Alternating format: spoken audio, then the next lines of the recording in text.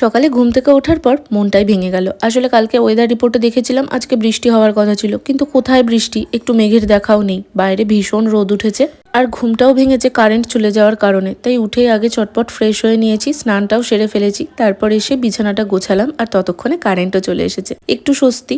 এদিকে মাও আজকে সকাল সকাল এক বস্তা কাছাকাছি নিয়ে বসেছে আর আমাকে একদম কড়া নির্দেশ দিয়ে দিয়েছে আমার সমস্ত জামা কাপড় সেগুলোকে আজকে আমাকে গোছাতেই হবে। পয়লা বৈশাখের নতুন জামা, সেটা তো তোমাদের সঙ্গে শেয়ার করিইনি, সেটা ভাঁজ খুলে খাটের ওপর পড়েছিল, তাই ওড়নাটা নিয়ে একটু ঢং করলাম। আর তারপর মনে পড়লো মা তো একদম কড়া নির্দেশ দিয়েছে, তাই জন্য চটপট করে সমস্ত জামা কাপড় ভাঁজ করে গুছিয়ে রাখলাম। আমি প্রত্যেকবার যখন এ বাড়িতে আসি ভাবি জামা কাপড়গুলো ব্যাগ থেকে বের করে আলমারিতে সুন্দরভাবে গুছিয়ে রাখবো, যাওয়ার আগে আবার ব্যাগে ঢুকাবো। তবে সে আর আমার হয় না, কারণ ব্যাগ থেকে বার করে আলমারিতে রাখলে যাওয়ার সময় আমি কিছুই খুঁজে পাই না। সেই জন্য সব জামা কাপড় ভাঁজ করে ব্যাগের মধ্যেই রাখলাম। আর এই যে পয়লা বৈশাখের সাধের নাইটি শরীর খারাপের কারণে আর পরতে পারলাম কই।